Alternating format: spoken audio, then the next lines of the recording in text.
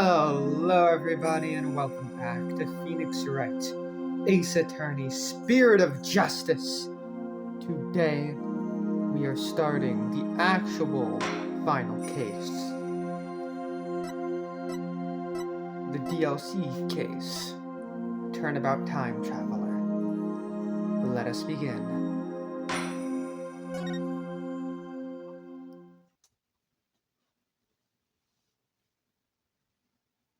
Special episode, Turnabout Time Traveler. Hee hee hee ha.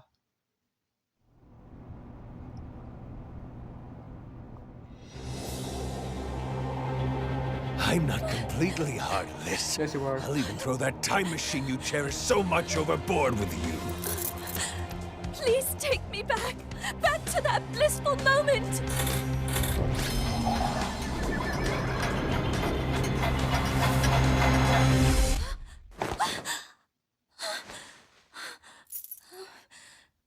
It's almost time for the reception, milady. It actually really worked. Okay, she sounds like an American doing a British accent. September 21st, 10:13 a.m. Wright? Anything? Agency. My attorney's badge. Proof of my profession. Juicy Wright, age 17, my adopted daughter. She's been skyrocketing her way toward being a top-class magician. Athena Sykes, age 19. The newest lawyer at my office with a background in psychology. Okay, so let me make sure I've got this. When your magic panties appear, I do a backflip into a handstand, then blow out the candle. No, Athena. You've got it all wrong. You do a backflip through the ring of fire while you're holding the candle in your mouth. I can't fucking do that. There's no way I'll ever be able to do that. Sure you can. I believe in you, Athena. Trucy, what are you and Athena up to? Athena's agreed to be a part-time performer in my magic show. I couldn't say no to some extra cash, but I probably should have thought it through first. Now it's you and cannibal this, guillotine that. It's not like I have 9 lives, you know? You've made your bet, Athena. Now you've got a lie in it.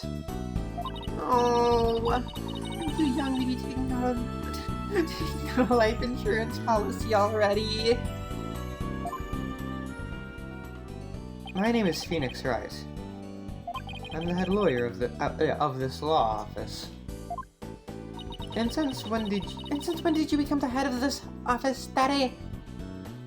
I mean, who exactly does all the cleaning, accounting, and scheduling around here? You got me there, Trucy. This is Trucy Wright. She's my adopted daughter, and a magician. And I'm Athena Sykes, the rising star lawyer of the Wright Anything Agency. Or rather, the rising star assistant to Trucy, you mean. If I don't get back to a courtroom soon, I'm going to forget everything I learned. Speaking of courtroom, we haven't exactly had any clients lately, have we?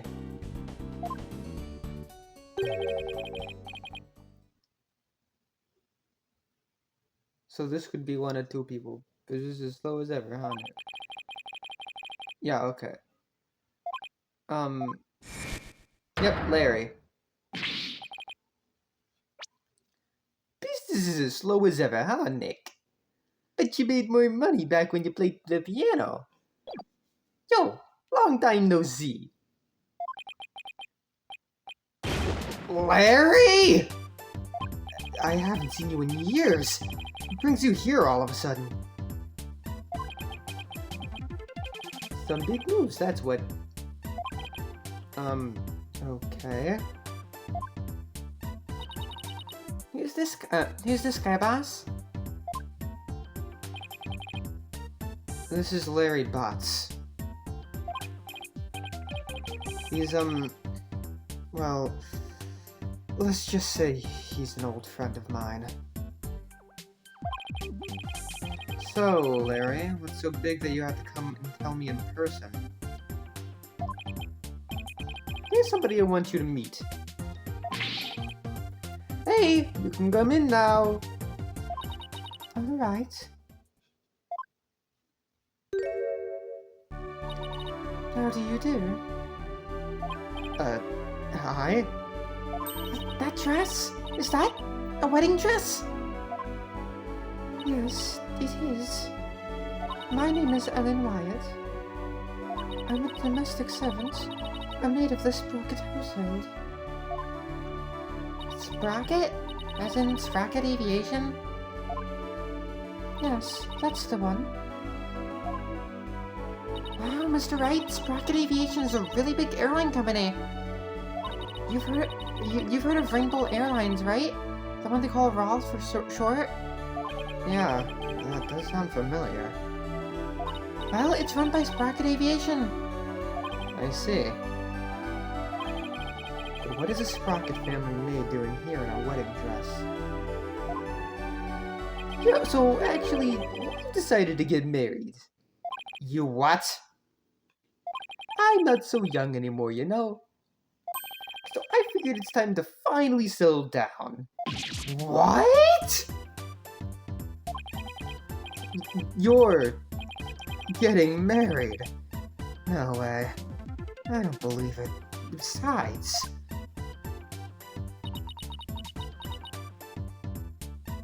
why would someone as well put together as her choose someone as flaky as Larry? You're kidding me, right? Jealous? I don't blame you, but green's really not your color, you know? Alright, Larry. Lay it on, man. Here's my badge. What are you showing me your attendance badge for? Wait, are you saying you want me to take up your badge and hit the courtroom? Absolutely not! If you want as the defense, you're liable to bring the whole courtroom down. Literally. All I want is one chance to defend somebody in court. Objection! How was that? Pretty good, huh? Ready to let me borrow your badge now? You saw how awesome I am at avoiding right? I'm starting to think I'm a natural. I'm not lending you my badge, and that's final. Besides, pointing isn't all that a lawyer does. Aw, pretty please, what do you gotta lose? My reputation, for one. I never could have showed him my badge.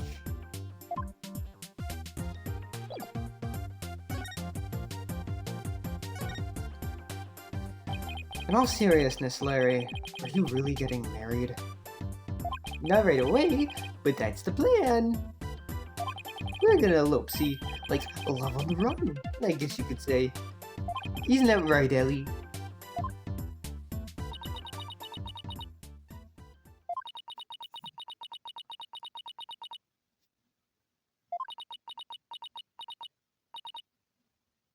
Larry? I do believe there's been a major misunderstanding here. My heart already belongs to another. Hmm? I'm in love with Soren. Not you. Say what? And that's what I thought. But, Ellie baby, weren't you running away with me so we could get married? As I said, you misunderstand. You said you'd help me escape. That's the only reason I ran away with you.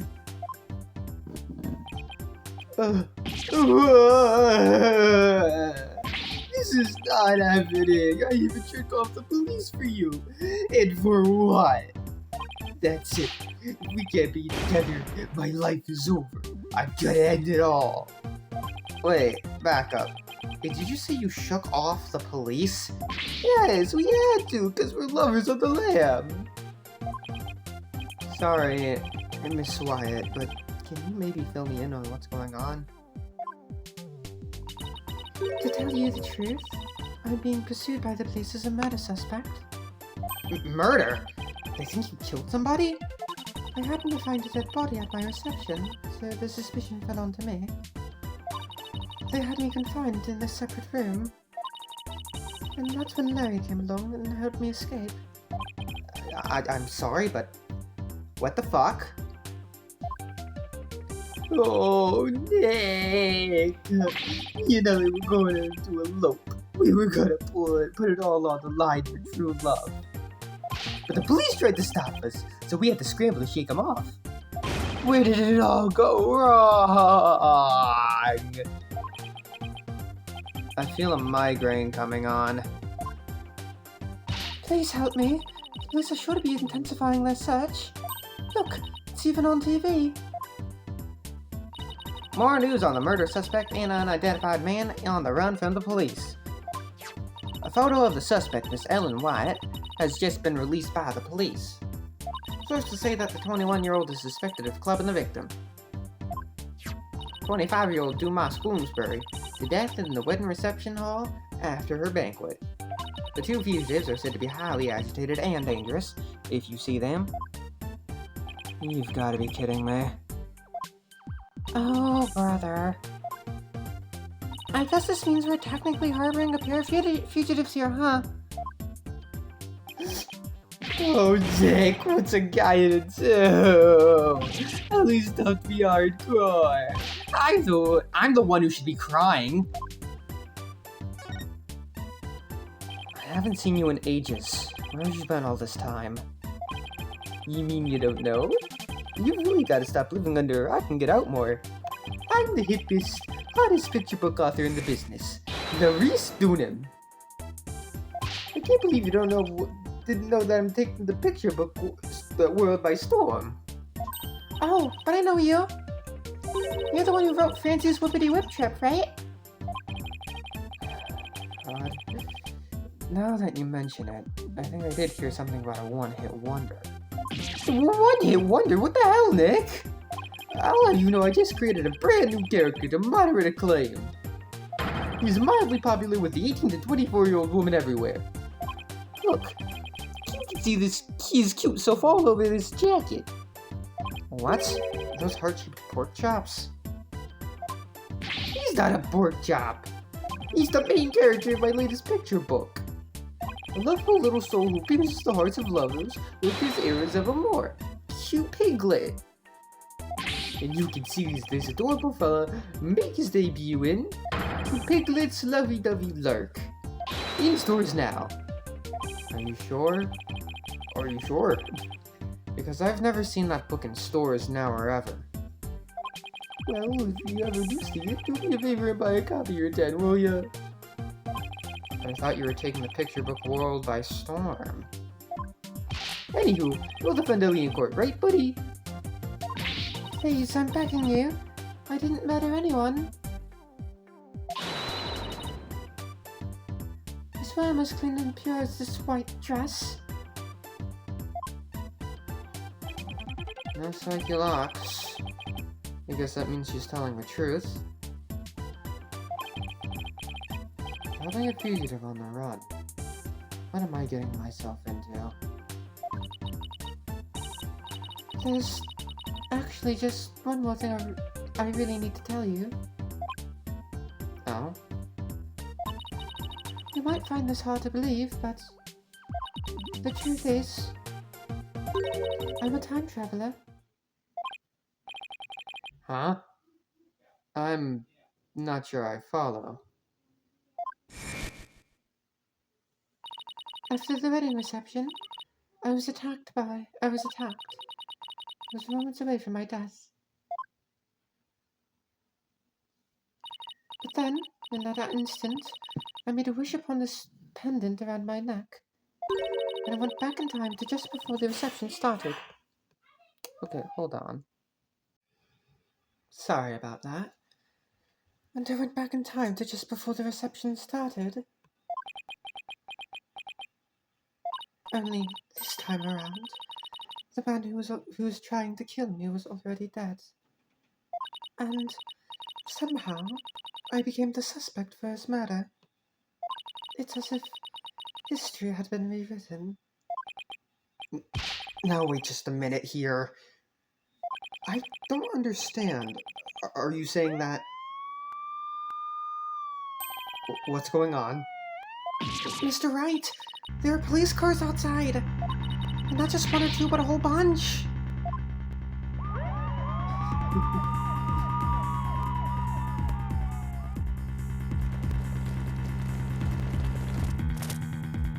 Daddy, a whole squad of officers has the building surrounded. What? This is the police.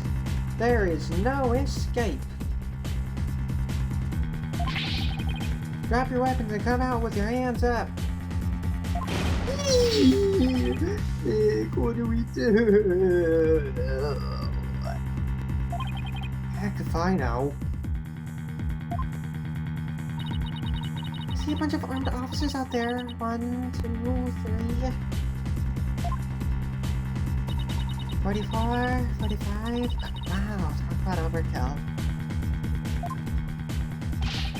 Listen here, you criminals. Think about what you're putting your poor parents through. I'm sure this isn't how they raised you. Think about their smiling faces and their warm, home-cooked meals. Who in the heck are you? A detective? Hold on there. Hey, you can't go in there. It's too dangerous. Why?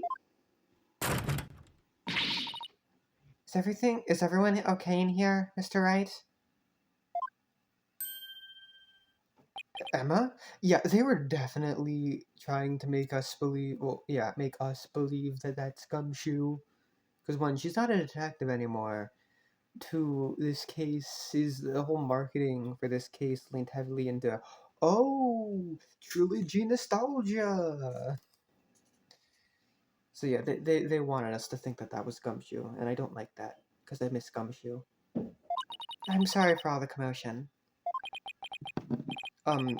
So what in the world is going on? Well, I raced on over as soon as I heard that it was Mr. Butts who would hold himself up in here. Have you ever met Larry? It was the murder suspect after he made off with her. And the fleet of patrol cars. The police are being extra careful. Because apparently, a certain somebody yelled out, "Stay back, I have a bomb."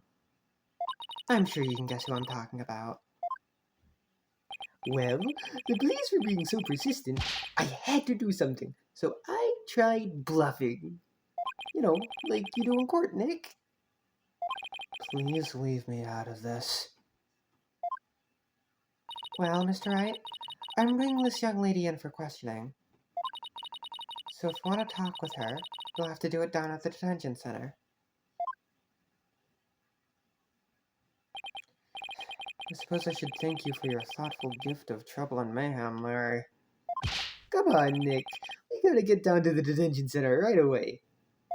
Listen, Larry. I haven't even decided whether I'm going to take on this case or not. But I know you will, 'cause it's you! Guess I've got no choice but to tag along and help then. What? And skip out on me? We've only just started practicing your repertoire, you know? Huh? You better stay in practice with Drusy, Athena. A promise is a promise, after all. That's cold, boss. You've got to get me out of this. I can't take it anymore. Let's get practicing, Athena. Next up is some training for the water tank escape trick. Stick your head in this bucket of water and hold your breath for 15 minutes. Beep. No. Stop. I'm begging you. Ah, she's getting away. You get back here, Athena! I guess the only person cut out to be Juice's assistant is Apollo. Well, guess we better get to the detention center and ask Miss Wyatt some questions. Especially about that whole time-traveling business she was talking about. I want to examine Charlie. This is the last time we're going to be able to examine him. Charlie looks as lush and green as ever. Thanks to Athena taking such good care of him. I guess I should pitch in every once in a while too, huh?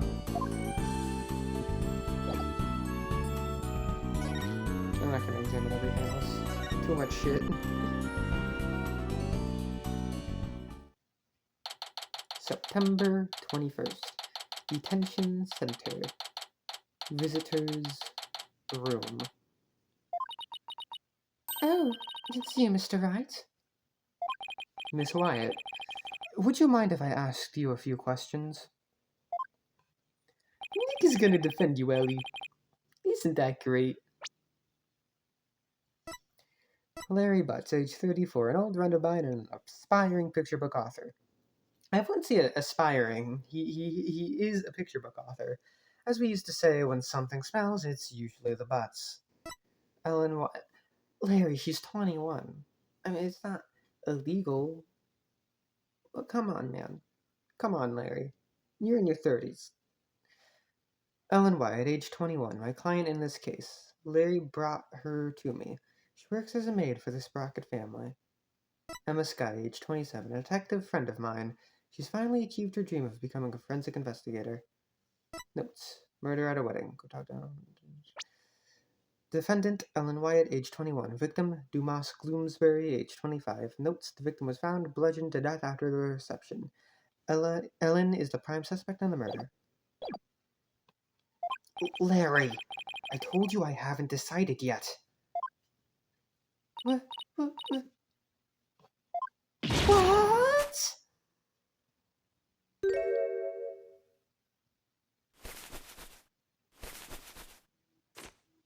Where'd you get the frying pan from? You're not going to take my case? Okay, I can't yell. I'm never gonna be happy. Miss Wyatt? What the? Did I do something wrong? Wait. Waluigi. Miss Wyatt, please calm down. I'm innocent, I tell you. The police won't believe me. And neither will anyone else. Except for Larry. I'm gonna die all alone in a jail cell. Alright, I'll do it. I'll take your case. Just please stop crying. Really? You will? The fact that Larry was the one who brought you to me had me a little worried, but you don't seem like a killer to me. Oh, thank you.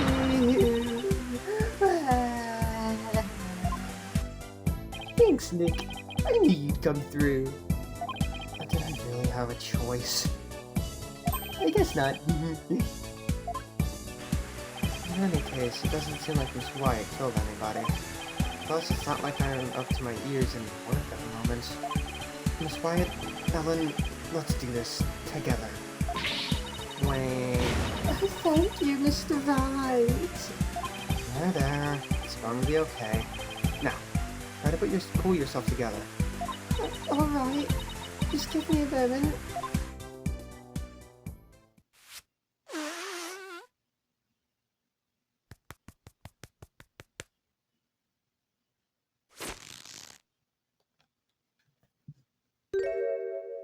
I'm truly grateful for you for taking on my defense, Mr. Wright.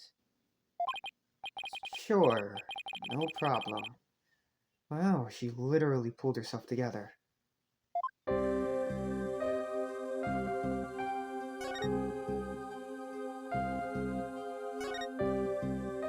That camera, what is it pointed at anyway? If they're trying to film the defendant, shouldn't it be pointed more this way?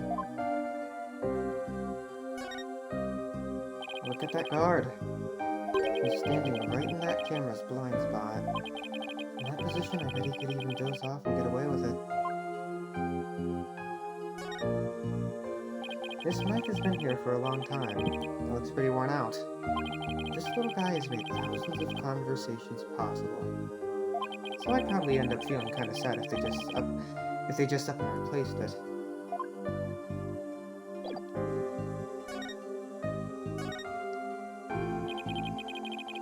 What can you tell me about this? Never mind that.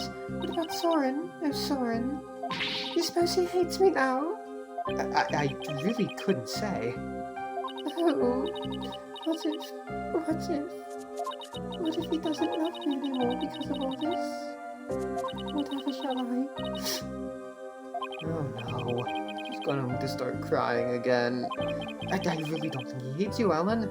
You don't? Really? Yes, really. Probably? So don't cry. You'll only cause him more heartache if you do.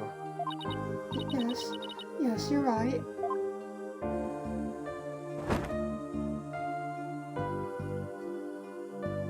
As a sprocket bride, I have to hold my head up high at all times. I better really watch what I say around Ellen.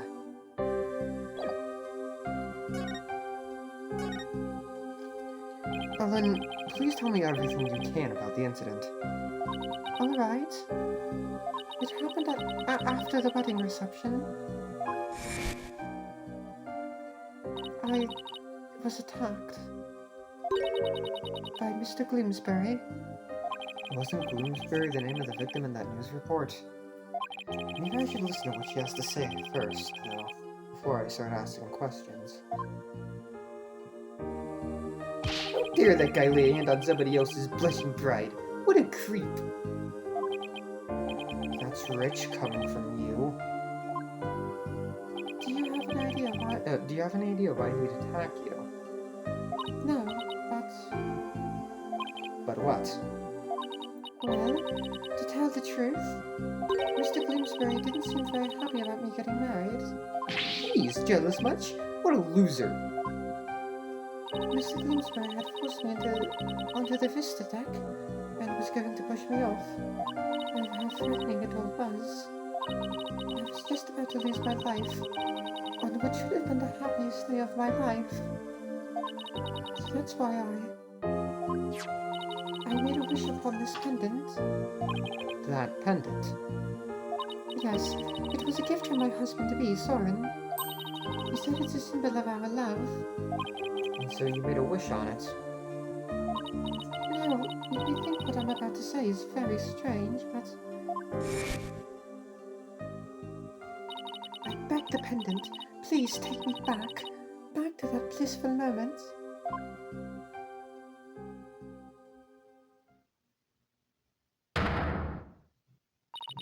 And do you know what? It worked. It brought me back to just before the reception started. So that's the time-traveling thing you mentioned back at my office. I'm sorry, but I have to say, it's pretty unbelievable. Unbelievable?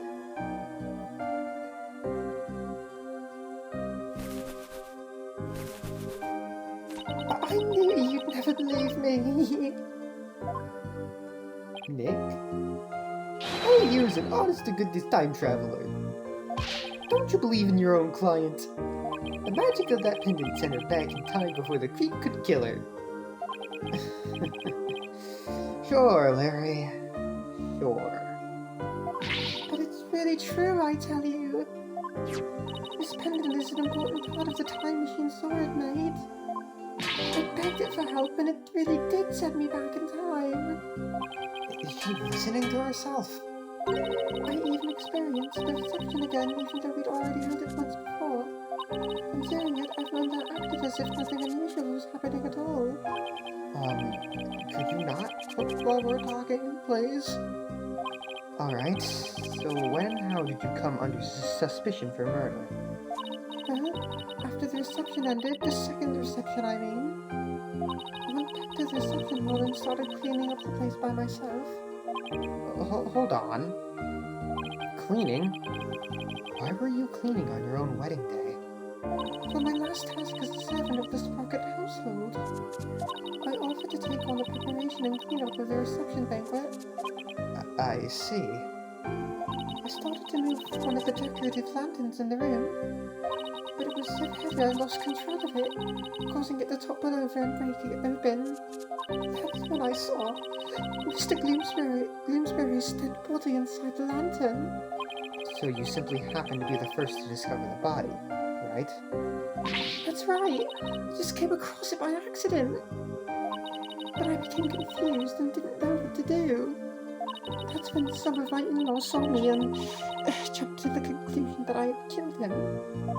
So this Bloomsbury guy tried to kill Ellen, but then wound up dead himself after Ellen traveled back in time. A time machine and a magic pendant. How could any of this be possible? Ellen's pendant added to the court record. A pendant worn by Ellen. It seems she received it from her fiancé. Ellie, why don't you tell Nick about that other thing too? About that shadowy figure you saw when you were being attacked.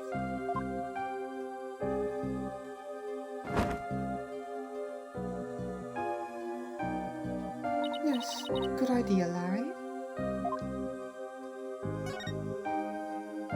So, you and Larry here were never planning on getting married, right?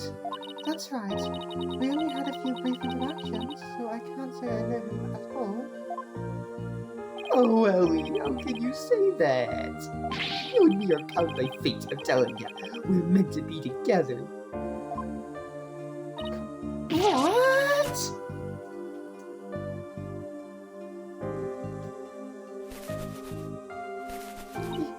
You're wrong, Larry. I've never been so right, baby. I'm gonna kill myself. It's as plain as the goatee on my chin. That's not a goatee, Larry. Larry, don't make me send you to timeout. Now, can you tell me about the groom, Ellen? What's he like?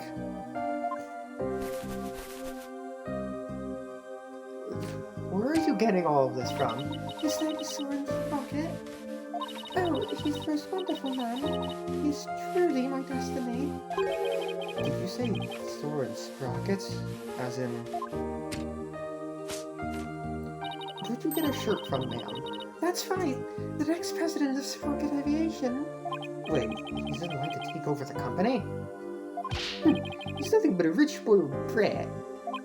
I'm clearly the better choice. Clearly! No, you're not. Larry, you and Soren are as different as night and day. There's no comparison.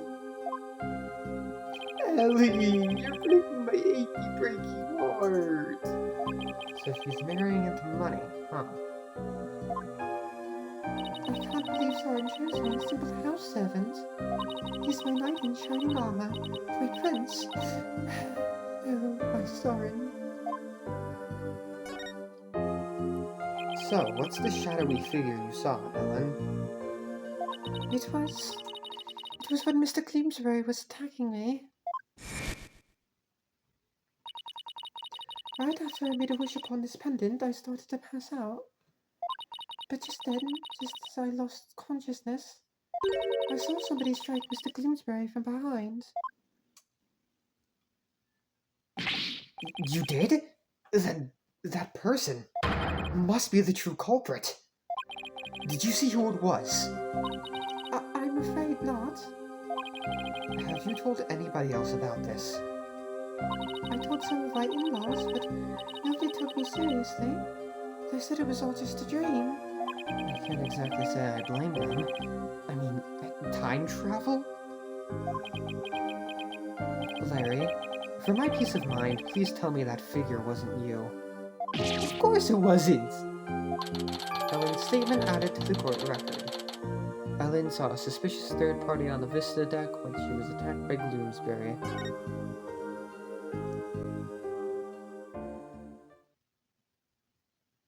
I guess I've asked her all I can for now. Ellen's statement, when Ellen was attacked by Bloomsbury out on the Vista deck, she saw, in her dazed state, a shadowy figure hit Bloomsbury from behind. She fainted immediately afterwards and thus didn't get a good look at whoever it was. Do we have Bloomsbury? No, we don't have Bloomsbury. Spick and span, spick and span. Ellen? What are you doing? I want to make everything clean and beautiful for when Soren comes. I can't have my future hubby come into a dirty room, now can I? It has to be spotless, just like this white dress. Spick and span, spick and span. Let's hope we can wipe away all suspicion from you soon, too. Nick, we better get to the crime scene right away. What? You're coming too? Of course I am. If I solve the crime and reveal the true killer with my super sleuthing skills, Ellie might change her mind about me, you know? You never get the message, do you, Larry? Next step, the morning dock in Sprocket Park. Come on, Nick, let's go! Bye.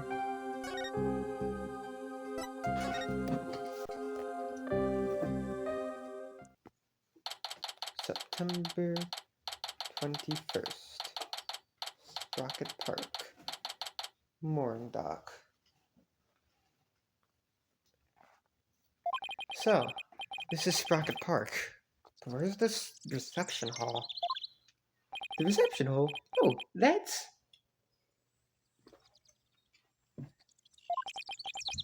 Wow! Looky there! What is it? I just spotted me a cute mamacle. Mamacle? What? Sorry, I wasn't entirely looking at the screen. Just saw that out of the corner of my eye. I just spotted me a cute mamacita. Don't wait up, Nick. Oh, hold on. Where's the reception hall? Sorry, Nick. A man's gotta stop and smell the roses when they appear. God. I am an artist, after all. Oh, miss you. I'm gonna kill this man. I thought he was going to take me to the crime scene. Well, I'm sure he'll come slinking back when he inevitably gets rejected. I'll just take a quick look around until then.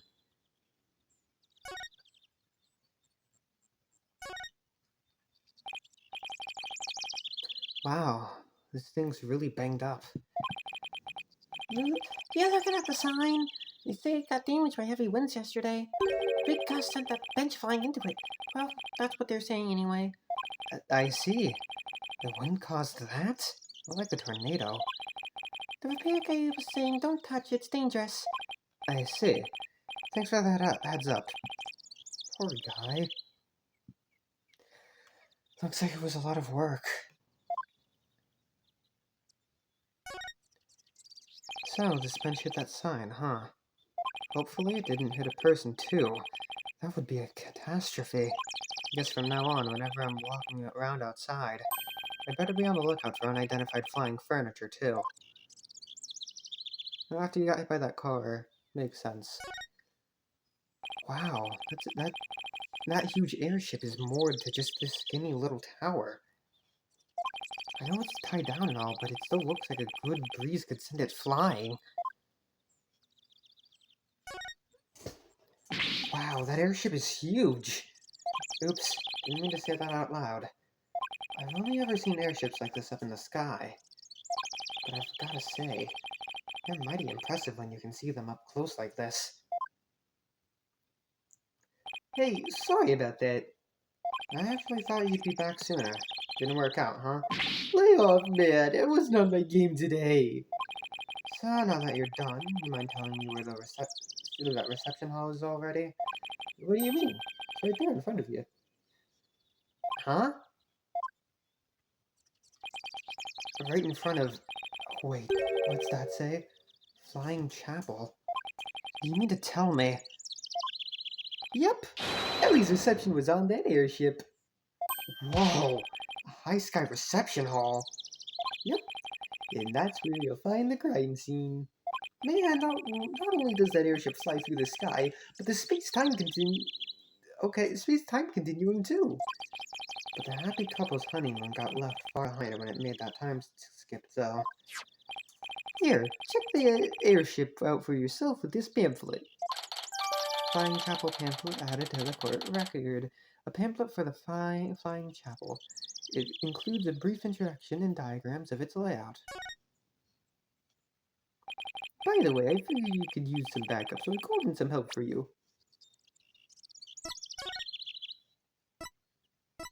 Flying Chapel pamphlet. Love is always in the area on the Flying Chapel, the only wedding venue sure to make your dreams take flight. After the ceremony on the Vista deck, Sprocket Aviation's majestic Pegamoo mascots will light up this happy couple from both sides of the sweetheart table. Okay. You did? Yep, should be here any minute now.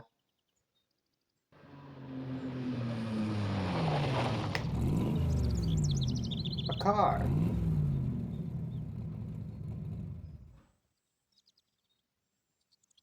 A red car. That red sports car! Larry, don't tell me you called. You know it, buddy. I trust you've been well, right? Oh. Hi, Maya. Surprise! Now admit it. That was a pretty good Mr. Edgeworth impression, wasn't it? How the fuck did you do that, Maya? Maya? What are you doing here? Larry called me up. He said something about it finally being time for him to tie the old knot. But that's funny. I'm pretty sure he mentioned something about being here with his bride.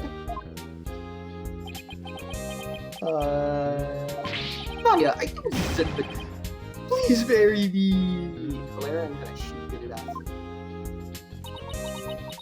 No. Nick, what's Larry talking about? He was dumped by his bride. Well, by his imaginary bride, anyway.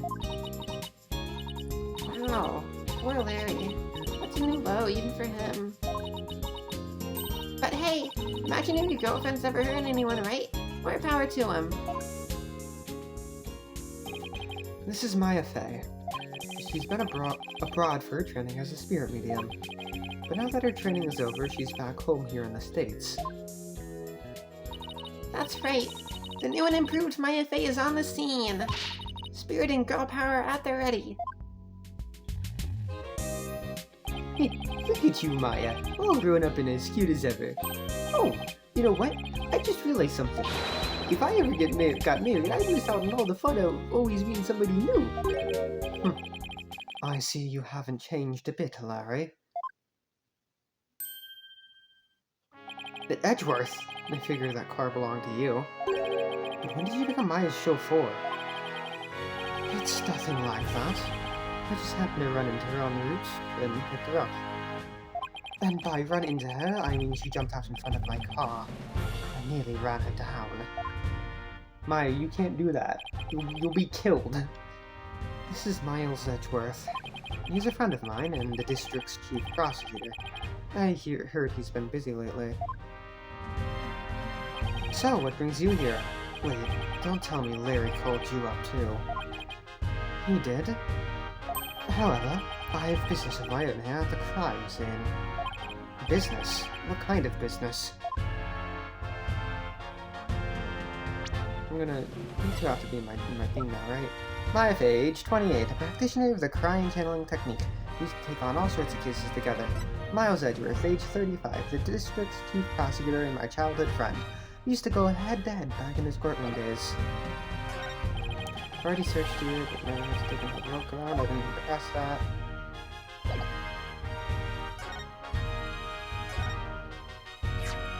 There doesn't seem to be any rust on that badge. But can the same be said of its owner? Of course. Practically rust-proof. Let's hope you stay that way.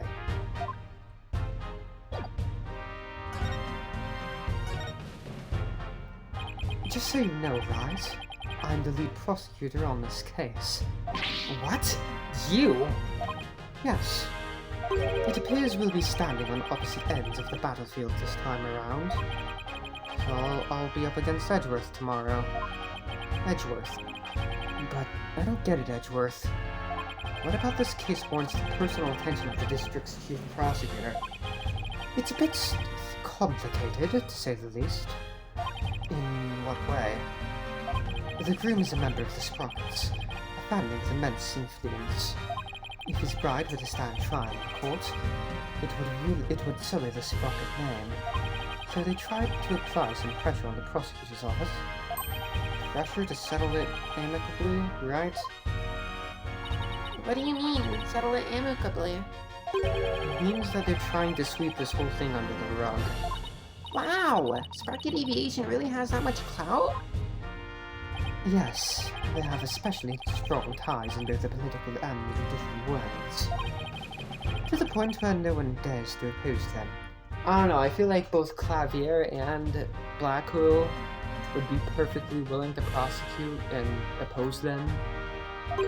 And Franziska, but you know, she could be in another country right now. Don't tell me that includes you. That would be ridiculous, right? It's quite the opposite. The prosecutor's office is filled with cowards, as I found out. Every last one of my subordinates was loathed the prosecutor's sprocket. That's why you decided to take on the case yourself, right? Yeah, like I said, Clavier and Black will both perfectly be willing to. That's right. I personally see to it that justice is served. I always prosecute to the utmost of my abilities, regardless of who I'm up against. But that is a part of my creed. Nothing and no one can sway me from that. Not even the almighty sprockets. Right. If they think they can use their influence to bend the truth, they have another thing coming. You know, I almost feel sorry for them. They're only trying to protect their interests. But all they got instead was you. Reggie, come on, man! How could you prosecute my poor sweet Ellie? What kind of heartless jerk are you? I'm simply doing my job. And I'm warning you, right? No one told back. Not for you or anyone else. Thanks for the warning, Your Righteousness. So, how's it going, Mr. Chief Prosecutor? Busy as always, I presume? Of course. Unlike somebody who has too few clients and too much time on his hands. Huh. Guess that explains why your brow is more furrowed than the last time I saw you. Maybe you should learn to relax a little, Redworth. Nice try, right? But as always, I have no intention of showing anyone any mercy, including you. As inflexible as ever, I see. Besides, I think I've mellowed out a bit with age. So if anything, those furrows should have smoothed the out a little as well. Nah. Honestly, Edgeworth, are you really that blind to yourself? Excuse me? He's really self-conscious about those lines, isn't he? Edgeworth, about this incident. Don't forget, Wright, I'm the prosecutor for this case. Need I remind you that I'm not in the habit of sharing information with my adversaries? No, I guess we are adversaries for now. And you, Larry? Me? I'd like you to come with me. You have a lot to answer for after that little stunt you pulled with the suspect. But Reggie! We're pals, aren't we? Personal appeals won't work on me, Larry. Now come along. Hey, Nick! Help me out here! No.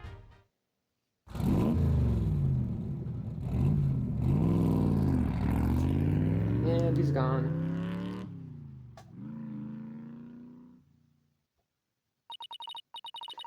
Is it just me, or is Mr. Edgeworth as relentless as ever?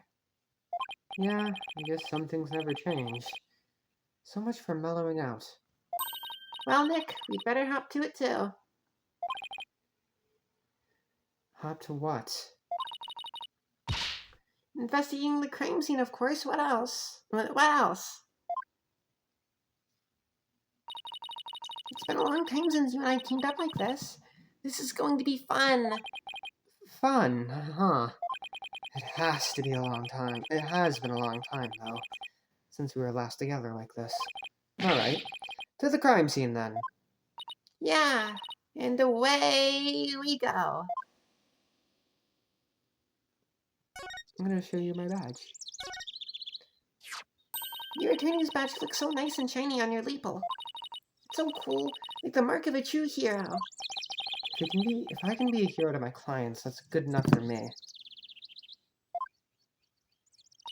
In that case, I'll be the commander that controls the hero from behind the scenes. Wait, are you saying that you've been manipulating me all this time? Go, Rebel Wright, to the crime scene! I guess that makes me a robo-lawyer?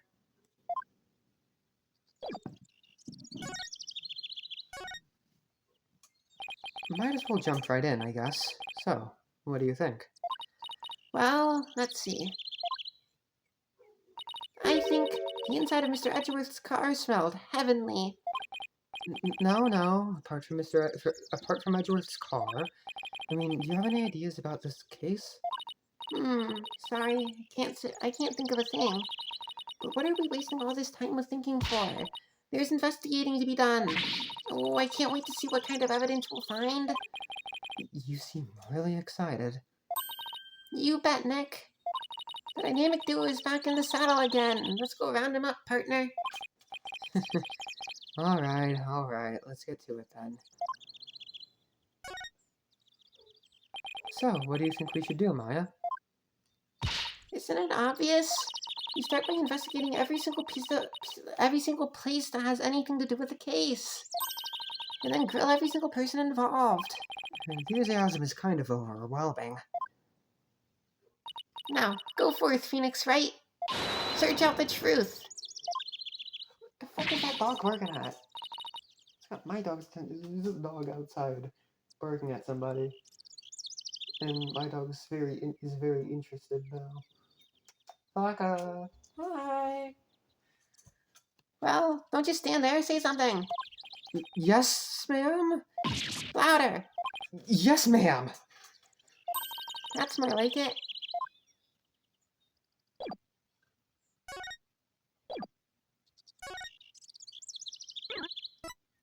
Reception hall.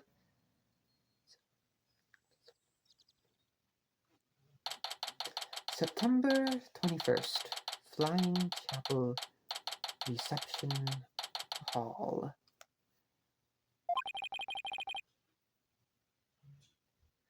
So, this is the reception hall.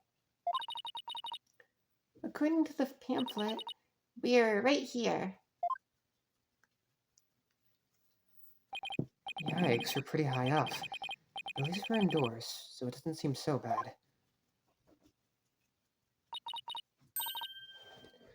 Oh, look, Nick, it's Emma.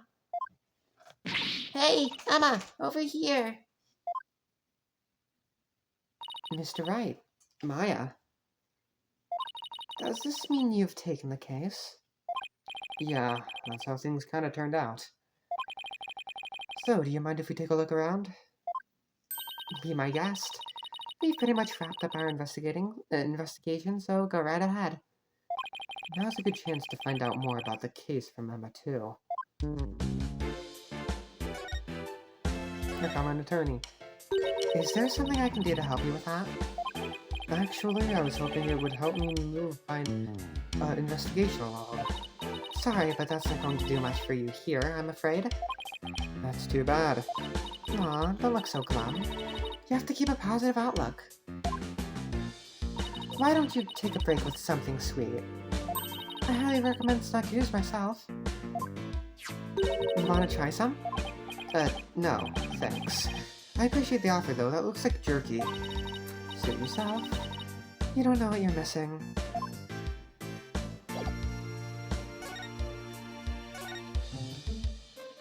Edgeworth wouldn't tell us anything about this case. So, do you think he could give us a rundown? Well, seeing as he's going to be prosecuting, I'd expect him to be tight-lipped about it.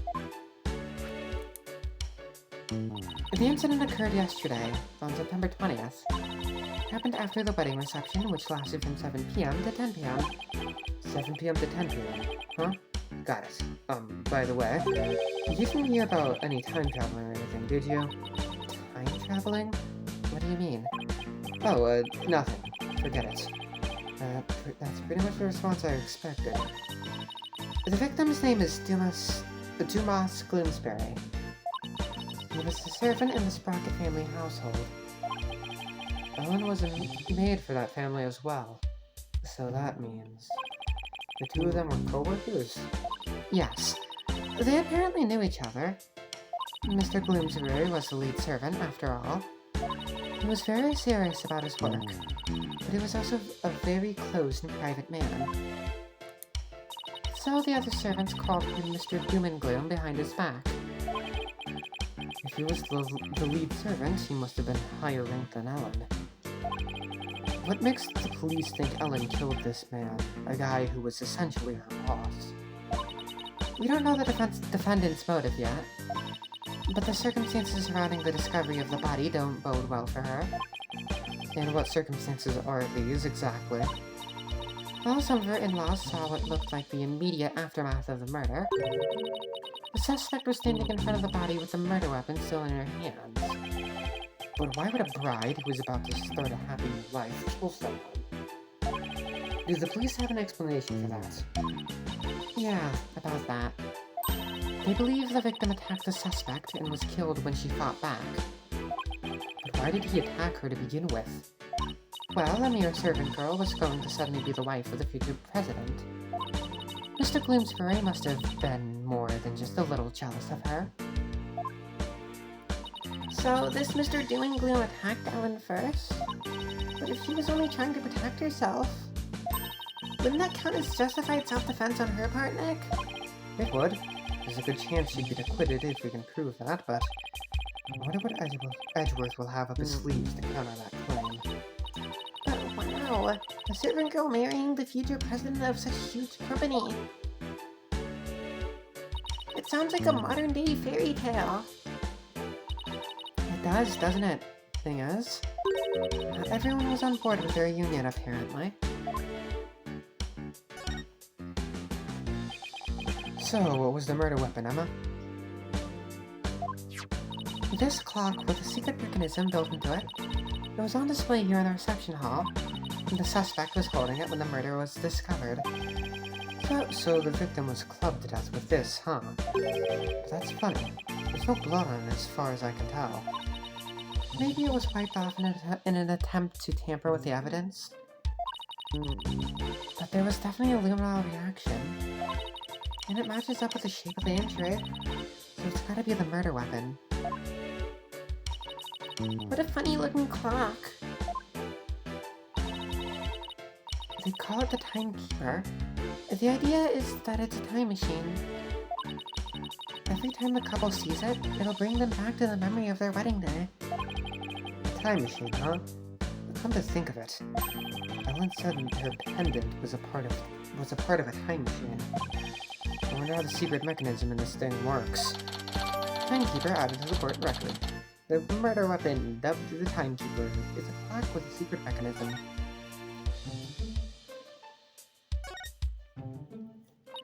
The suspect never had any family or relatives to depend on, so she was working as a live-in maid for the Sprocket family to support herself. So a maid with no family or fortune was set to marry the president's son, huh? I guess it's not surprising that that ruffled a feather or two. Yes, apparently the groom's parents and all of his other relatives were strongly opposed. But that didn't stop the young couple from deciding to go ahead with their wedding. Love flourishes in the face of adversity. Oh? Is that how it works?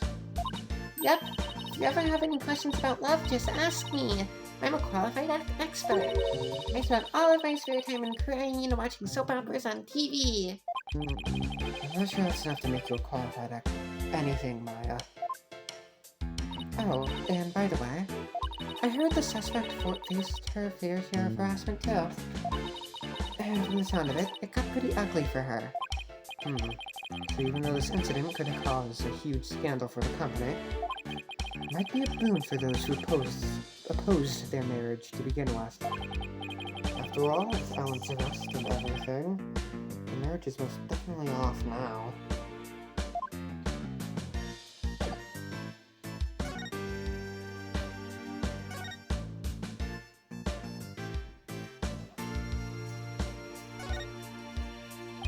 This is the sweetheart table where the bride and groom sit.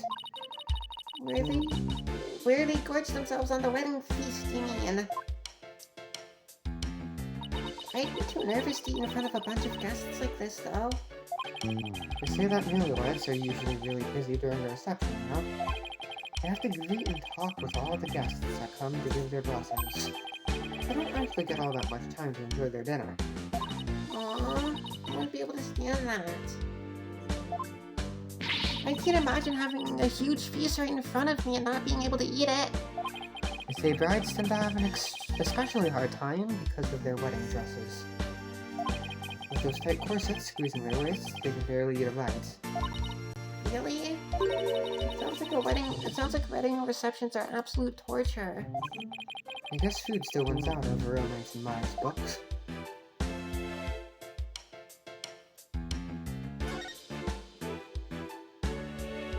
So, that's the vista deck out there. I bet the view is amazing! But I guess it must also kind of freak you out, huh, Nick? Yeah, kind of. Mostly because there's no surviving a fall from way up here.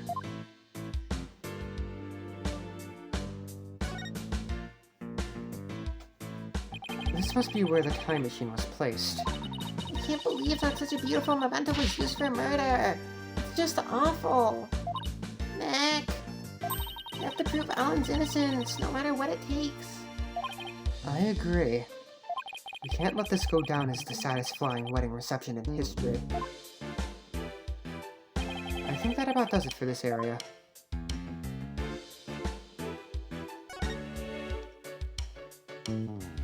Wow, look at the horns on this flying bovine. It must be a bull. Seems he made it through the ceremony in one piece. By the look of those wheels, I bet he can be rolled around rather easily too. Yeah, but it would be quite a hassle if you had to lift and carry him everywhere. And this is what the backside looks like. What's that by the bottom of his tail? A wheel handle? Oh, I get it. This way they can get inside to change the light bulbs. I see they left the wheel handle on the inside unpainted. I guess they figured nobody will see it, so why bother? It makes sense to cut costs where you can. Well, overall,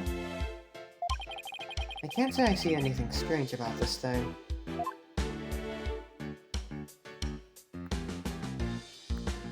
Anything over here? There's that. Okay. A model airplane, the perfect decoration for an airline company wedding. And a propeller plane like this lends the room a great old-timey feel. Ooh, I'd love to see the Steel Samurai fly a plane like this. Can you picture it? The Steel Samurai zipping through the clouds over neo-old Tokyo. If Sprocket Aviation ever becomes a sponsor of the show, I can see it happening. Why didn't I think of that? I think I'll go suggest the idea to them later. Please at least wait until after the trial is over.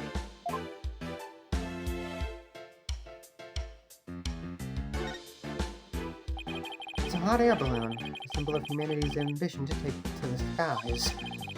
It's kind of a romantic notion, don't you think? Yeah. But I just noticed that it doesn't seem to be tied up to the ceiling all that well. I'm sure it's fine. Please don't let it fall on my head.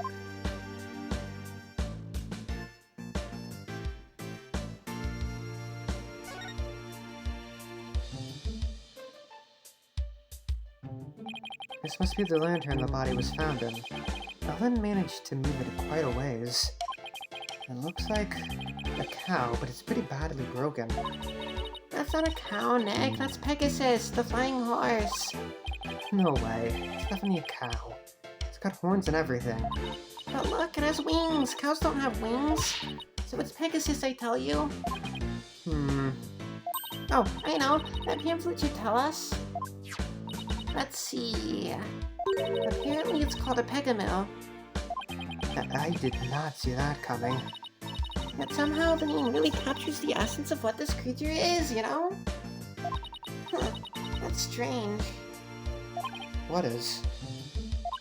Well, the Pegamill is definitely a male Pegabull, right? Yeah, I'd say so. What with the horns and all? Okay, well... that Pegamill over there is also a Pegabull. But take a look at this at the pamphlet. See? The one on the right says Pegabull, but... The other one says Pega Cow, a female Pegamill. Right. The pamphlet goes on to say how they have pegamoos for the happy couple.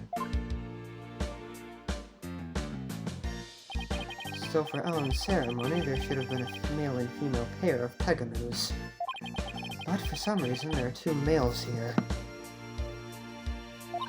Maybe somebody made a mistake when they were setting up the room? It's hard to believe a fancy place like this would make that kind of blunder, though.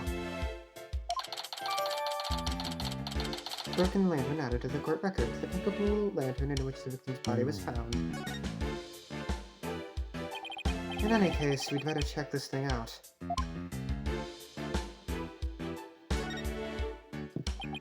Did this come from the lantern? Ick, it's covered in blood. Maybe it got on there when the killer was putting the body in the lantern. Can you imagine going to open a door and finding the knob covered in blood? That'd be bloody awful, to say the least. Nothing there? Okay. So, this is where the body was found. And the first person to find it was Ellen. Emma, what can you tell me about the condition of the body when it was found? Let's see. The victim was apparently hit on the back of the head. Here's a photo of the scene as we found it. Photo of the victim added to the court record. The victim was discovered inside one of the lanterns in the reception hall.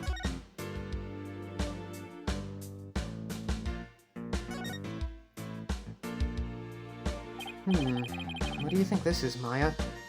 It looks like a flower petal to me. What an unusual shape for a flower petal. I suppose it's from one of the flowers here in the reception hall? No, I don't see a single flower like this at any of the tables. I wonder where it came from.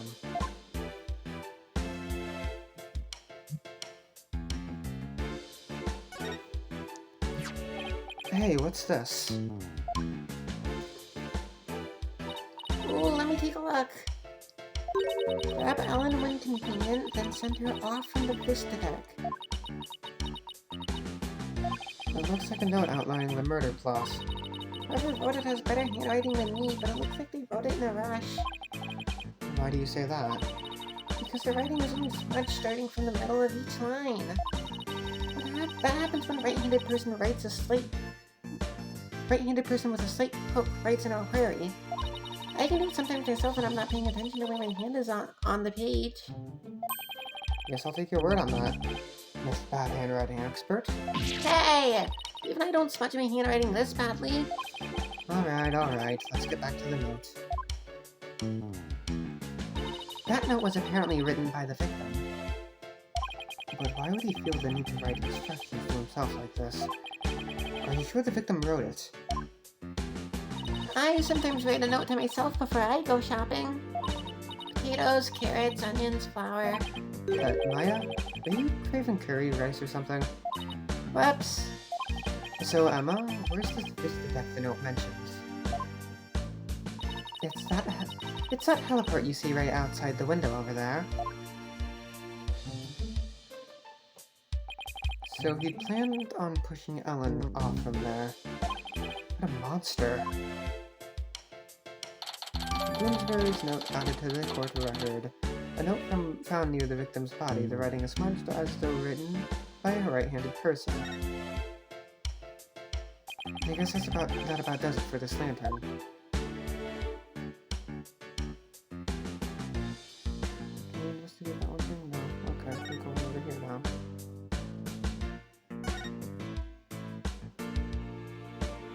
It looks like a business card wallet. I wonder whose it is. That face looks awfully familiar. Yes, it does. Guess I'll bring it to him later. Business card wallet added to the court record. A business card holder with a peculiar yet suspiciously familiar imprint on the center.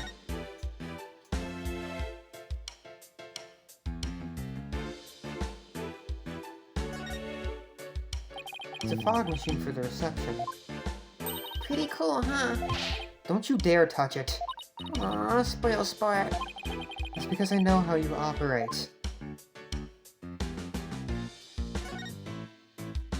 That's one big partition screen, industrial size even. I bet it caused an industrial-sized mess if it fell over. And that's why you're not allowed to touch it, Maya. What? Then who's going to test how stable it is? Just leave it alone, please.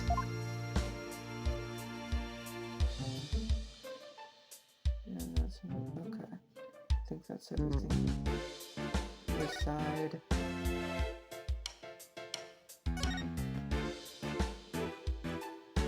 It's a fog machine. I wonder if they used it during the reception. Ooh! Hey, Nick, go stand over there for a sec. Why? Just because. Now, go. Alright. I've got a bad feeling about this.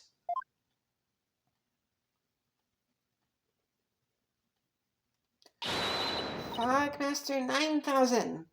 On! Maya, no! Huh? Oh, nothing happened. Looks like it won't work without some dry ice. Darn it! All I wanted to do was surround you in a thick cloud of smoke. Fog machine added to the court record. A device that utilizes dry ice to emit a large amount of thick fog-like vapor.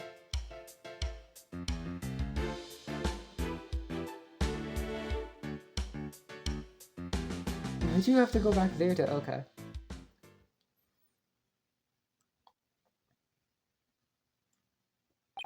Well, I guess that just about does it for the crime scene.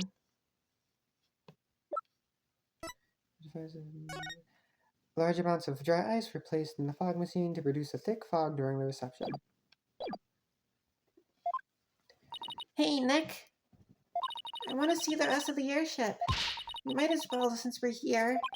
True, I might even run into some of the other people involved in the case. Oh, hi there. Nick, how long has that guy been standing there? I didn't even notice him until just now. Excuse me, are you with Sprocket Aviation?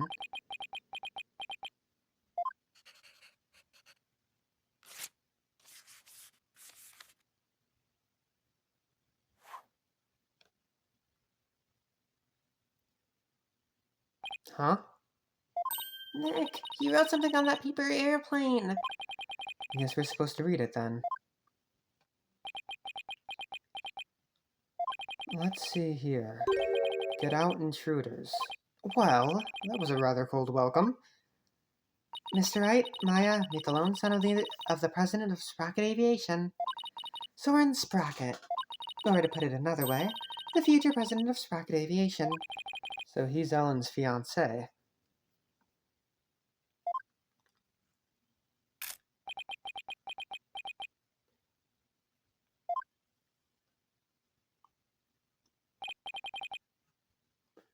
Oh, there he goes. He's kind of an eccentric. I hear he's the genius inventor behind many of Sprocket Aviation's business successes. An inventor, huh? Yep. He even designed this airship. That's pretty impressive. Nick, this is no time to be standing around gawking. You have to go after him. You need to ask him some questions about Ellen. Oh, right. It looked like he was heading outside.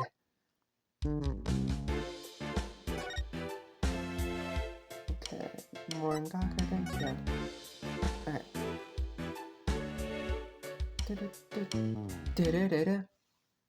September 21st. Sprockets Park. Mooring Dock. And I'm gonna take my break now, because I'm super fucking tired. I've still got like another hour-ish of this.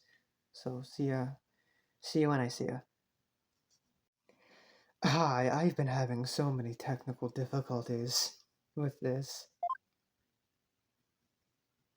There he is. Excuse me, could we talk to you? Excuse me, do you mind if I ask what you're doing? Do we have him as a profile yet? Oh, Dumas Gloomsbury, age 25, the victim and lead servant of the Sprocket family household. The other servants called him Mr. Doom and Gloom. Soren Sprocket, age 24, Ellen's fiancé and future president of Sprocket Aviation. He's meticulous about his note-taking.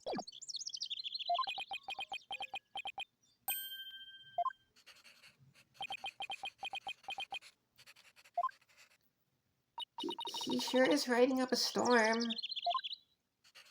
It is possible. If an enormous change in mass could be then theoretically matter can retain its form, even if as it crosses the event horizon. Let's just see what he has to say about Ellen. Can I present my badge?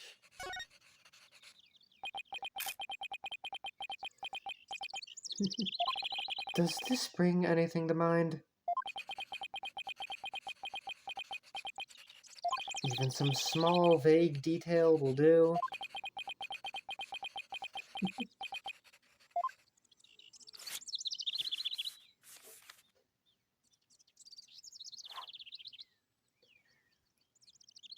Wowie.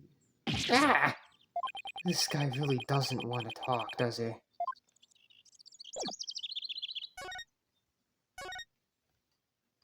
Excuse me, but we'll be representing Ellen in court tomorrow. So, could we ask you about the case?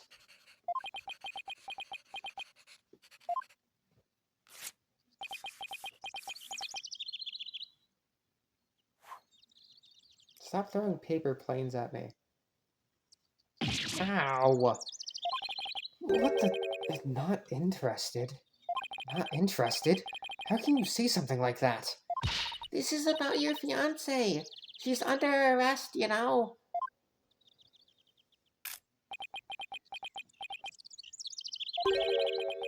The diameter of an airship is approximately 8 feet. The amount of energy necessary to move matter comprises that amount of masses. He's off in his own little world. I can't believe he said he was not interested in talking about his own bride's arrest. I'll just have to talk on his level then. With something he might be interested in. Like what? This?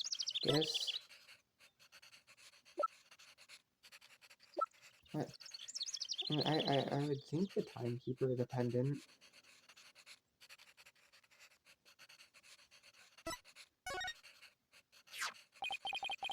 Could you take a look at this? Is that Ellen's?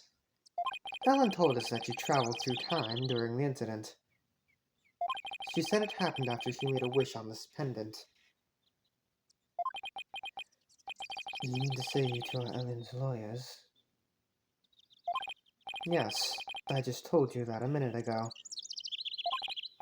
Sorry, I was lost in thought. He wasn't even listening? Oh boy. It's not at all what I expected. Based on Ellen's gushing testimonial, anyway. Can we please play some music right now, game? We'd like to ask you about Ellen's case, if you don't mind.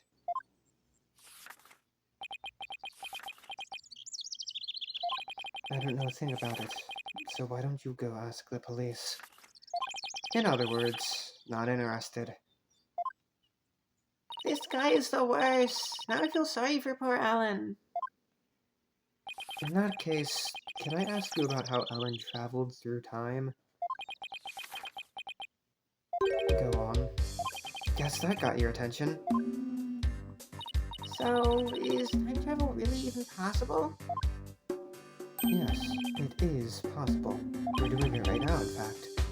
Alrighty then. At the same time, it is also impossible. The pendant I gave Ellen was not supposed to operate as a time machine by itself. What do you mean? The timekeeper. That clock we had displayed in the reception hall. That is the body of the time machine. The pendant is simply a part. That clock was the murder weapon, wasn't it? But if it's a time machine, it's a time machine too?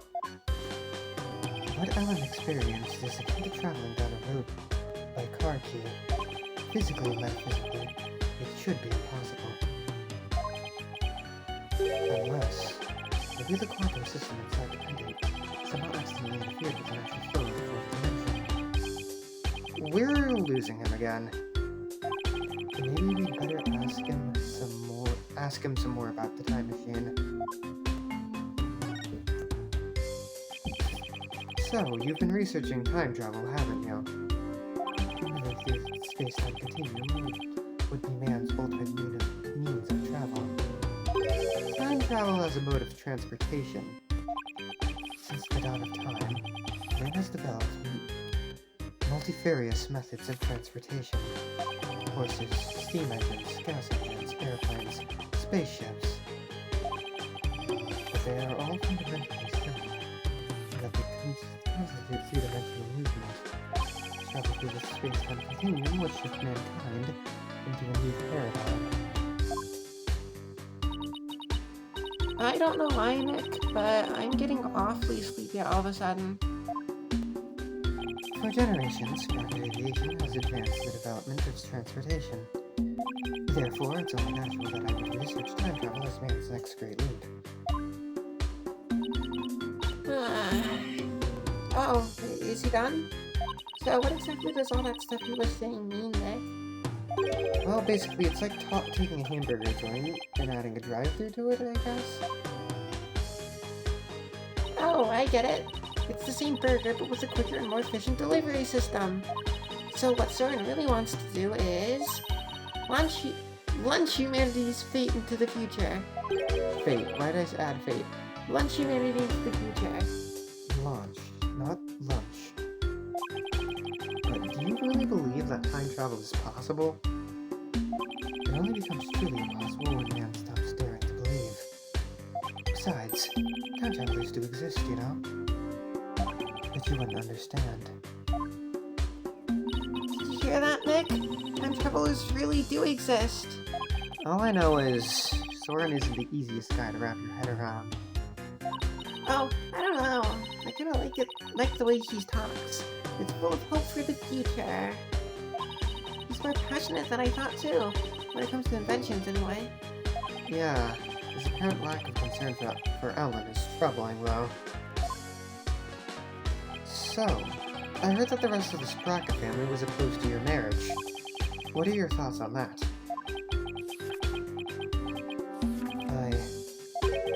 Master Soren. It is time for the meeting on next term's project.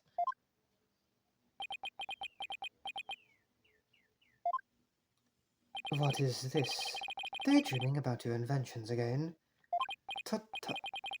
You are the future president. You must consider the business side too.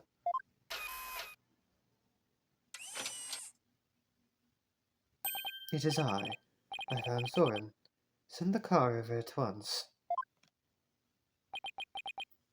I'm not interested. Oh, Master Soren. You do give me quite the headache at times.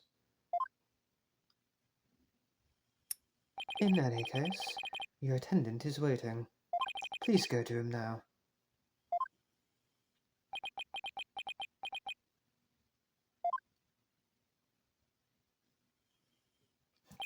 Excuse me, but who are you? Oh, where are my manners? My name is Pierce Niggity. Please call me Pierce. I'm the Sprocket family butler. Nick, a butler! I didn't know they actually still existed. I thought they were just on TV and stuff. And to my TV, if you don't mind me asking. Oh, I'm Phoenix Wright, Ellen White's lawyer. And I'm his assistant, Maya Fey. I'm a spirit medium. Oh, so it is you. I am most grateful to you for taking on Miss Ellen's defense. You have my sincerest thanks. Don't mention it. So, hey, speaking of the case. Oh, one moment, please.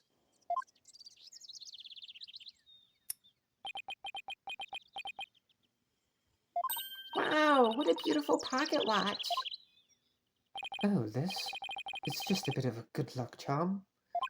That's one expensive good luck charm. But I guess it makes sense. Knowing the time is pretty important in his line of work. So I guess that pocket watch is as important to him as my attorney's badge is to me. There is a little time before I must attend to Master Soren again. Why not come to Sprocket Manor? Huh? You mean to Soren's home? As a token of appreciation for taking on Miss Ellen's defense, I would like to serve you some delicious tea and refreshments.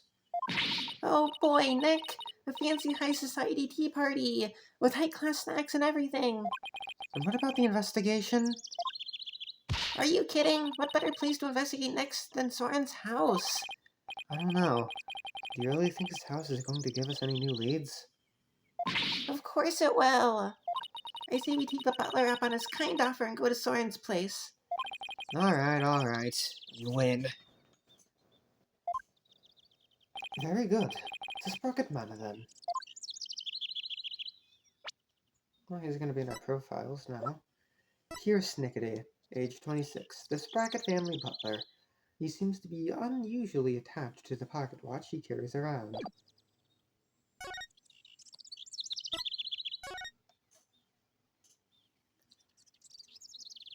Ooh. Sorry. September 21st. Sprocket Manor. Foyer. Wow, this place does not disappoint. Ooh, I'm so excited. Whoa, slow down, Maya. The mansion isn't going anywhere. Now then, we won't have to worry about anyone untoward eavesdropping here. I take it you wanted to ask me some questions? Huh? That's why you invited us here? I am sorry to have tricked you like this, but this is a murder, after all. I couldn't talk openly about it in public and risk sullying the Sprocket family's reputation. Aw, I was really looking forward to all those fancy snacks too. There, Maya. Don't cry. This Pierce guy's one shrewd man. Hey Nick, look at that cute vintage radio. Radio? Oh, that thing over there, under this stuffed bull's head. I'm gonna take a closer look. Maya, what the fuck? I thought I told you to settle down. I'm sorry. Not to worry.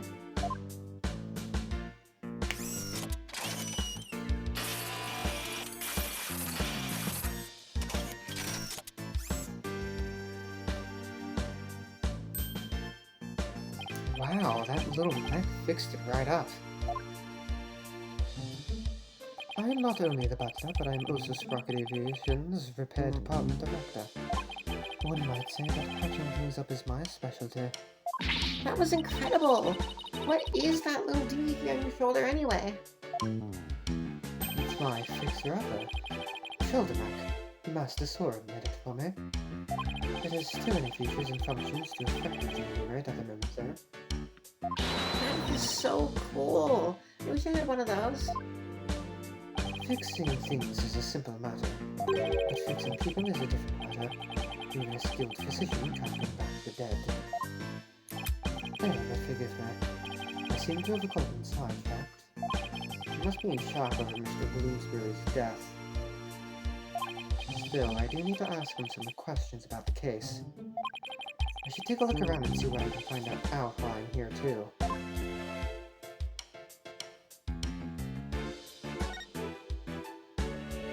Sure, I'll investigate things first. Nick! Look at that airplane propeller up there going round and round. I see if they've got an aviation thing going on. Makes sense for an airline family. I wonder if it doubles as a fan. Ooh, what if the rest of the plane were on the other side of that wall? And the wall would open up so the plane could take off in an emergency. How cool would that be? If that's what's behind the propeller wall, then what's behind the bull wall across that way? Or across the way? Oh, I know. Maybe it's the rest of him. That must be where the Sprockets get their milk. Nick. First of all, that's a beef cow, and second, bulls don't make milk. Oh, right. That's what I get for trying to play along.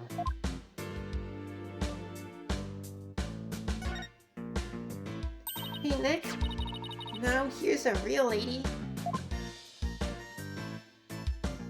She looks smart as a whip, doesn't she? I wonder who she is. We didn't see her on the airship. That is Selena Sprocket. Selena Sprocket. Soren's eldest sister. Beautiful and capable, she was a great lady. Soren's sister. I think I see the resemblance. Maybe I'll show Pierce this photo later and ask him about it. Selena Sprocket photo added to the court record. The photo of Soren's older sister, Selena. Looks like it was taken in some kind of office.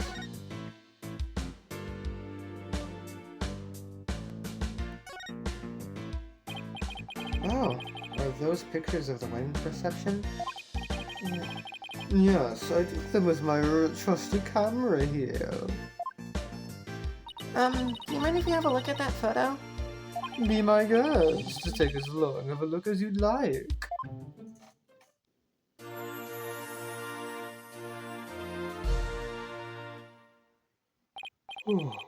Sorry. Well, what do you think of this gorgeous dreamscape? A thick fog billows across the room, making it look as if the couple were walking on clouds. Wow, look at how beautiful Ellen is here. She looks a little nervous, though. She does, doesn't she? Hey, look! There's Pierce! Really? Where? Right there, behind the sweetheart table. Yeah, there he is. Hey, you're right. I bet he was there attending to the happy couple the whole time. So, what do you think, Nick? Does anything in this photo stick out to you? No, not at the moment, anyway. Photo of the reception added to the photo record. Photo of the reception taken by a relative. Much of the reception hall is obscured by thick fog. Hey, Nick, if Ellen really did travel back in time, do you think this photo is of the second reception? You know, after the time jump? I wonder. Excuse me, sir. Yes, can I help you? Ellen told us that she traveled back in time. Would you happen to know anything about that? Oh, no, I haven't the foggiest idea what you're talking about. He planned up faster than a clam.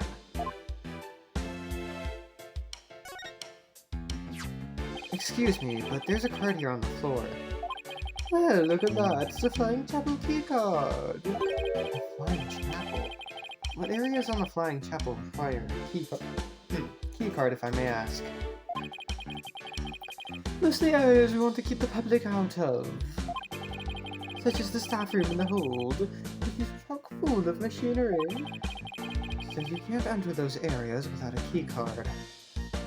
That's right. This one here belongs to Ellen. Wait, what's Ellen's key card doing here? Did Ellen come back here after the incident occurred? I don't believe so, and she was arrested by the police straight away this morning. Oh, there was a strange man with a gaudy jacket in here earlier. Was that man wearing a beret by any chance? Yes, he was, as a matter of fact. He's wearing sunglasses and a fake mustache.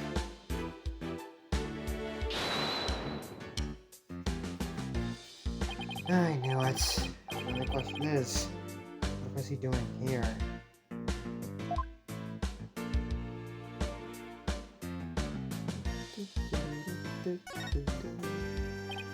Oh, it's the bridal bouquet, yeah. Hey, Nick, how about I throw it? And you try to catch it. Why me? Just because I bet you look hilarious flailing around trying to grab it. But doesn't tradition dictate that it's the ladies that go after the bouquet? Who cares? Just catch it. Here. Ow! Hey, you just threw that right at my face.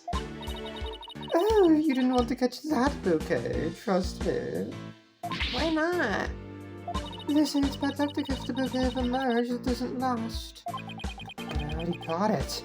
With my face. Oops, too late now, huh, Nick? Maya, I'm going to kill you. Don't you dare touch that radio again. Looks like an expensive antique. What are you worried about? If it breaks again, Pierce will just fix it up again. I really hope he's nice enough to waive the repair bill. A bull. Come to think of it, there was a bull logo on the side of the Flying Chapel, too. The president of the company must have a thing for cattle. The lady is the symbol of Sprocket Aviation. To be as strong and steady as a bull. That's the company creed, you know. Probably for all the back-breaking labor they put their employees through. By the way, that bull logo on the Flying Chapel, the one with the rainbow wings. His name is Radiant the Rainbow, get it? I get it. He's a rainbow-colored bull, so he's a rainbow, right? What a memorable name, huh, Nick? Yeah, for the lameness of the puns. Lameness of the pun. That all? Okay.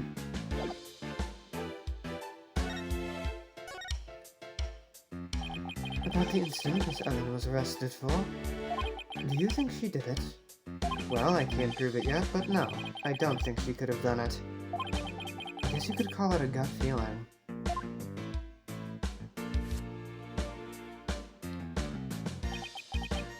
I see. I guess we have different opinions then. Do we now? The prosecution says that when Bloomsbury attacked Miss Ellen, he fought back and ended up killing him. I agree with his perspective. Or rather, that is the consensus of the entire Sprocket family. Even so, I heard an interesting story from Chief Prosecutor Edgeworth. I heard that the Sprocket family had tried to pressure the prosecutor's office into burying this case.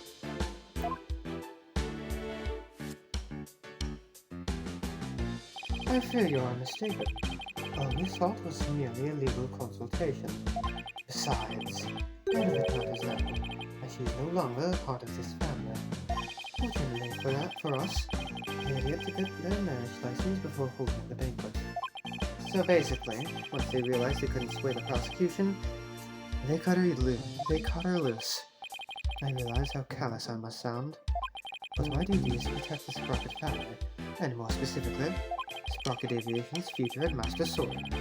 This genius is essential to the company. I will do anything to achieve that goal. That is my job as the Sprocket family butler. You know, I think Pierce and Mr. Edgeworth would get along really well. Don't you think? Yeah, I could easily picture Edgeworth with a butler. Oh, and by the way, I suppose I should tell you about this as well. It's about when the members of the extended family and I discovered the crime.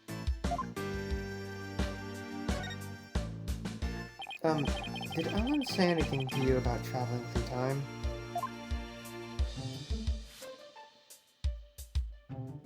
She must have been delirious.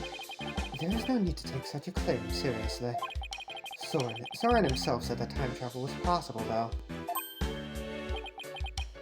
Master Soren said that? It sounds like he is still stuck in the past. He's psychologically stuck, I take it.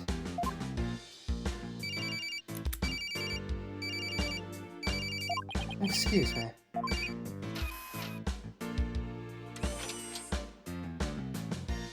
What is it? I see. I believe I told you the madam will be having milk tea. Still, have lemon slices at the ready just in case. You must not disappoint her, understand? You sure are busy. Oh, every day's work. Still, you really do need Master Sword to start focusing on the business side of things soon. Could you tell us about that thing you mentioned about Soren's past? There is something in Master Soren's past that he wishes he could change. Please forgive me. This isn't something I should be sharing with strangers. Now I really want to know what Soren's still hung up on. It was some time after the reception. Some of the master's relatives now went to clean up the reception hall, and that is when we saw it. A woman standing in front of the victim with a bloody murder weapon in her hand. It was none other than Miss Ellen.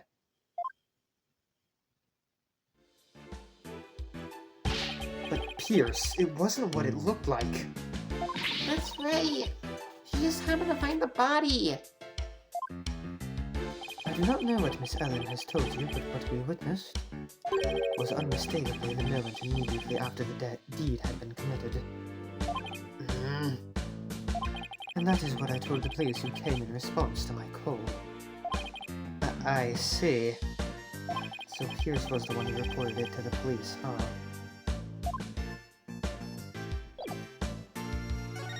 I'm a lawyer. And what is this? Just wondering if there is anything you can tell me about it. I'm afraid not. I see. Time is money, as they say. So perhaps you should learn to spend it more wisely. Right. Good advice, but his chilly attitude is giving me some serious goosebumps.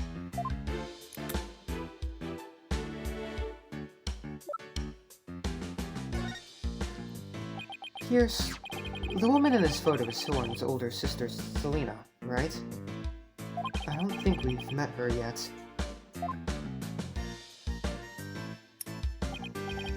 Yes, about that. He seems hesitant all of a sudden. If you wouldn't mind, could you tell us about her? Alright, very well. She's a big part of Master Soren's past, after all. Soren's past? Master Soren will become the next president of Sprocket Aviation. However, that wasn't always so. Miss Selena Sprocket, Master Soren's elder sister, was next in line. So why isn't she becoming the next president? Because she died in a car accident. What? I had no idea. Actually, Master Soren was also in the car with her at the time of the accident. Losing the sister he loved right before his eyes devastated him. Ever since then, he has buried himself in his research on time machines. He also became a quiet and meticulous, almost compulsive, note-taker around them.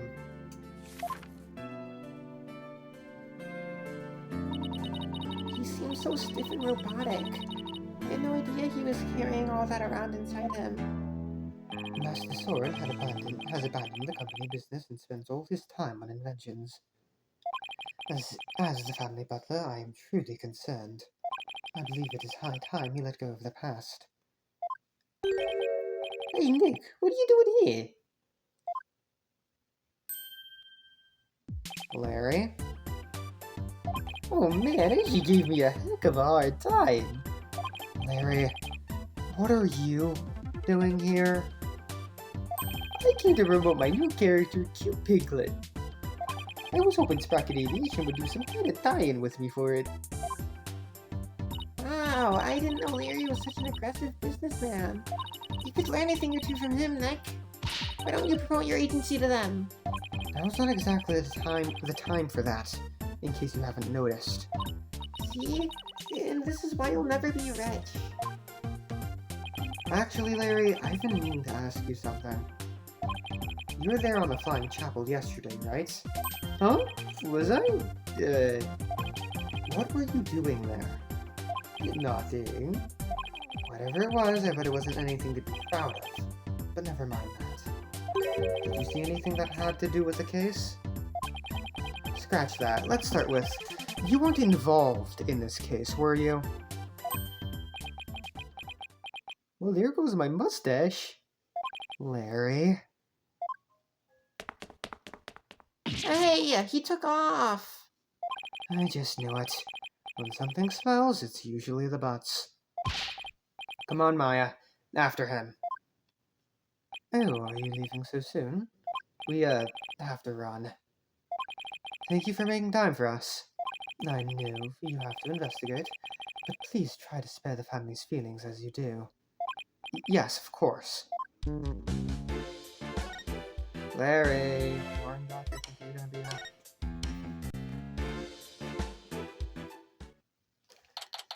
September 21st. Sprocket Park. Morning Dock. There he is. Hey, Larry! Hey there, friends. Fancy meeting you here. There's nothing fancy about it. All we did was follow you. So tell me, Larry, why did you run away like that? Huh? Me? I don't know what you're talking about. The bolt of inspiration for my new picture book hit me and I had to run is all. It was like a epiphany, you dig? Right. He's just going to keep on playing dumb, isn't he, Nick? I want to see if this changes. Wait.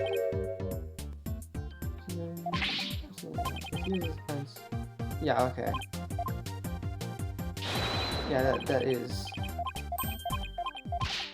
I thought that he didn't have a dialogue earlier for that. I don't know why. Come on, Larry. I know you were on that airship. So what did you see? I didn't see anything. I didn't see anything because I was never on this stupid airship.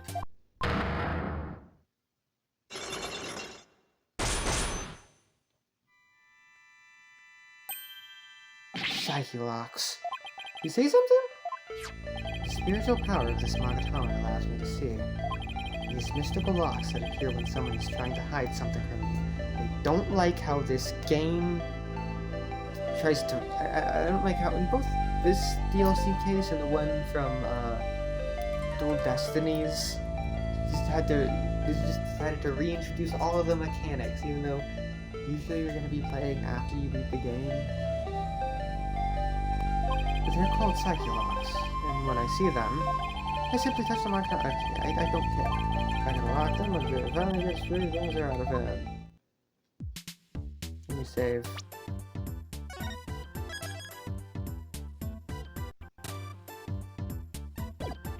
Take that!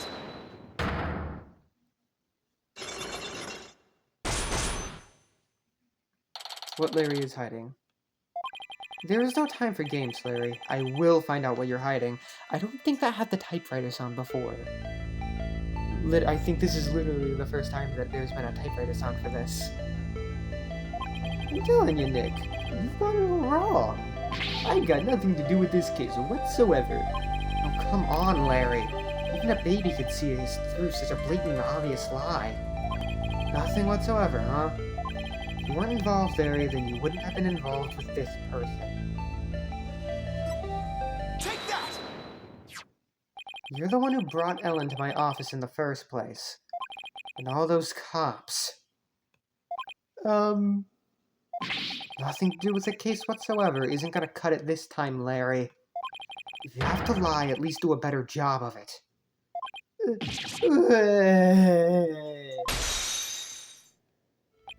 Don't diss me, Nick. If you're so convinced I'm lying, then let me ask you this.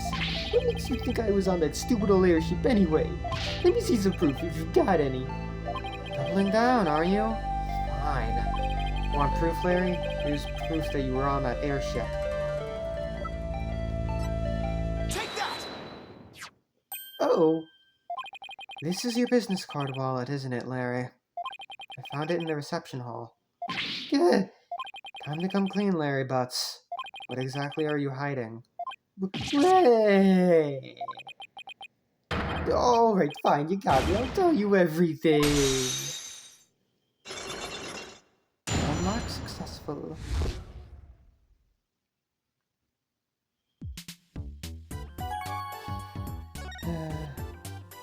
Larry, what were you doing on that airship anyway? Well, I went to deliver the welcome to our wedding sign they ordered from me. Huh. I didn't know you took on real jobs like that, too. Well, for your information, my wedding welcome signs are very popular on the net. And that's how you met Ellen. Uh-huh. I'd seen her in the photo for the welcome sign, but seeing her in person, I wish she smiled at me and said thank you. I felt like I'd been hit by lightning. And that's when you fell in love with somebody else's bride, huh? So, were you invited to the reception? Can you believe they told me only family and relatives could attend? They wouldn't even let me into the reception hall. Smart move on their part, I'd say. I got upset and started wandering around the airship. That must have been when I dropped my business card wallet. Somebody else must have found it. And brought it to the reception hall then. But you know what? I saw something incredible when I was on that flying chapel. Like? Get a load of this. What the hell is this? What do you mean, what is this? Isn't it obvious? It's a drawing. I know what a drawing is, Larry. I sketched a picture of one of the cabins on the airship. So what's so incredible about a cabin? Look at what was outside the cabin. It's one of those flying dinosaurs, a real live pterodactyl. I looked out the window, the cabin window, and there it was, just flying out there. That airship travels through time, I tell you.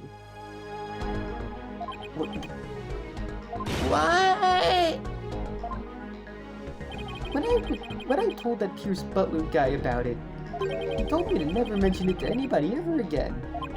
Why would he try to keep you from spouting what is clearly just nonsense? Maybe Sprocket Aviation is secretly developing a time machine. No way. Nick, this piece is totally amazing. Larry, you didn't tell Mr. Edgeworth about this, did you? Of course not. Reggie would just roll his eyes and think I was off my rocker. I didn't even tell him I was wandering around on the airship. I told him I met Ellie in the morning at the mooring dock, and we ran away together. Yeah, I can see Edgeworth's eyes rolling right out of his head when he heard about this. Here's a drawing out of the court record. A drawing Larry made from inside cabin shows a pterodactyl flying outside the window. So Larry also experienced the time slip somehow. But how is that possible? Hey Nick, I'll be taking my card wallet back now if you don't mind. Business card wallet swiped back by Larry. Oh yeah, this is for you. What is it? It's a picture of the hold. I took it when I was wandering around the airship. See? There's Ellie right there in the middle. The hold? Yeah, see? It's right there, here on the diagram.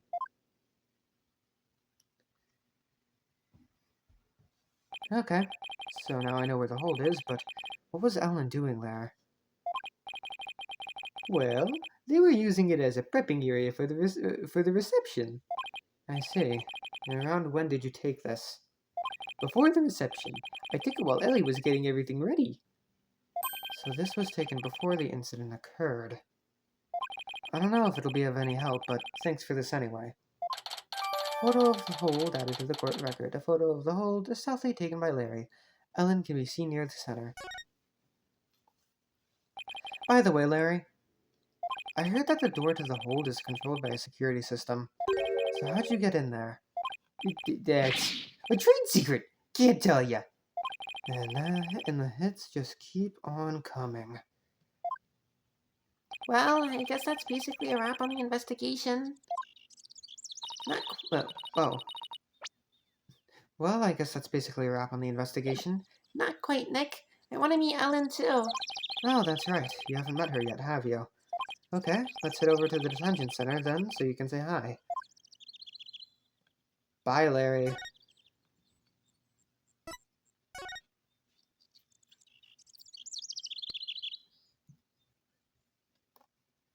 September 21st, Detention Center.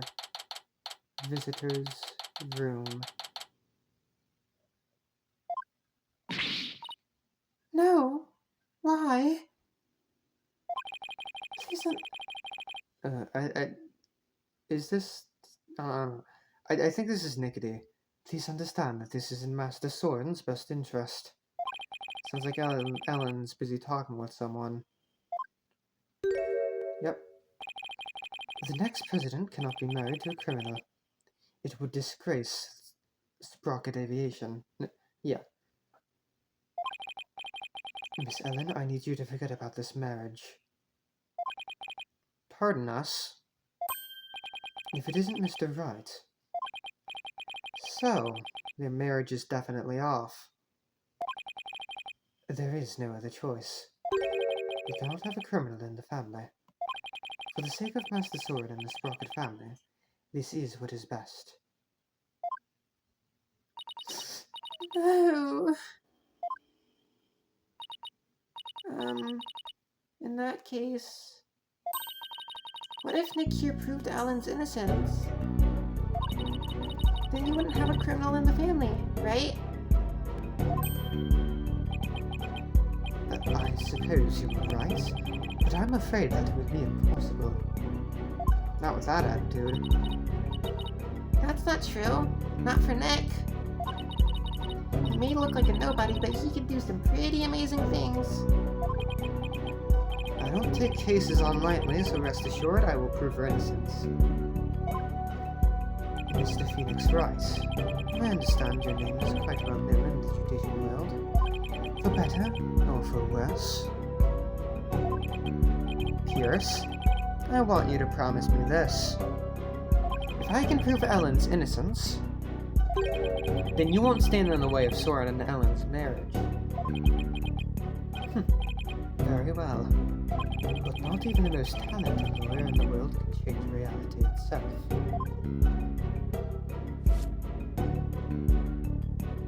And the reality is, Miss Ellen is guilty beyond a shadow of a doubt. I believe that's where you're wrong, Pierce. I'm clean. I swear I am. Obsessively, compulsively clean. Just as clean and pure as this pure white dress. Fine. You have my word, but you will be the one to regret that promise. Cheerio. Now, if you'll excuse me.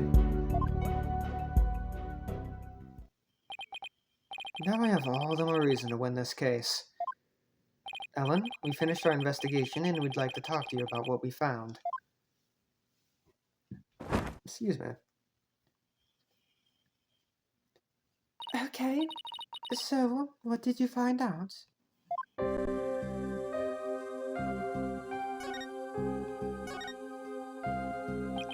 In the course of our investigation, we heard that you had been seen standing in front of the victim with the murder weapon in your hands.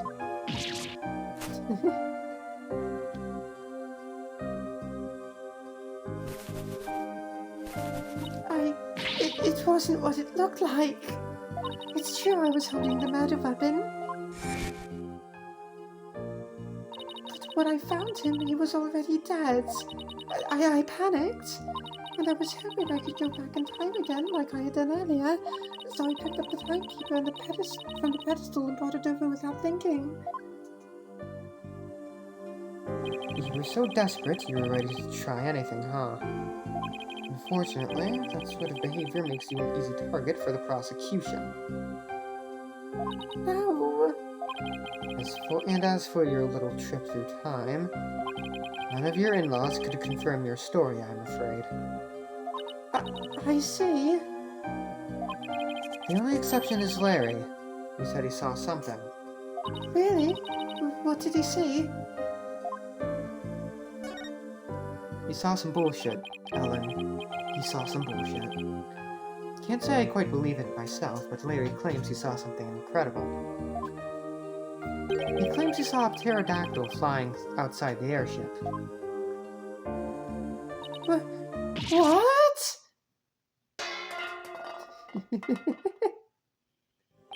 Not only that, but apparently Pierce Snickety told Larry to keep quiet about it.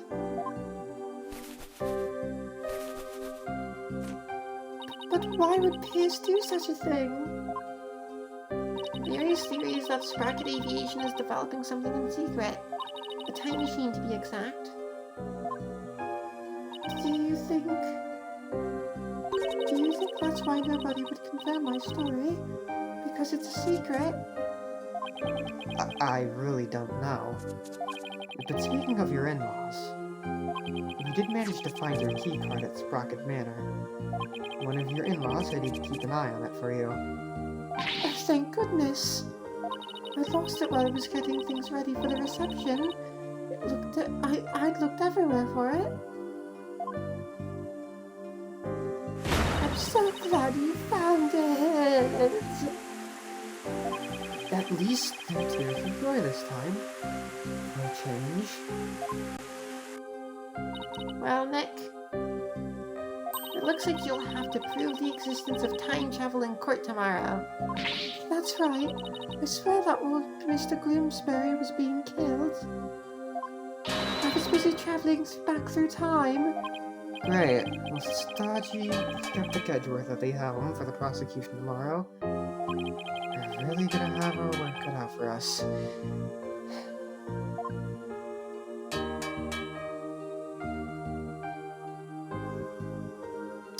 Alright, well, we're gonna be facing Edgeworth again. I will say it's been a long ass time, but it really hasn't. We kind of just faced Edgeworth last time. And then again before that in case 5 of Dual Destinies. Also, hi Phoenix. Anyways, I will see you all next time. Bye-bye!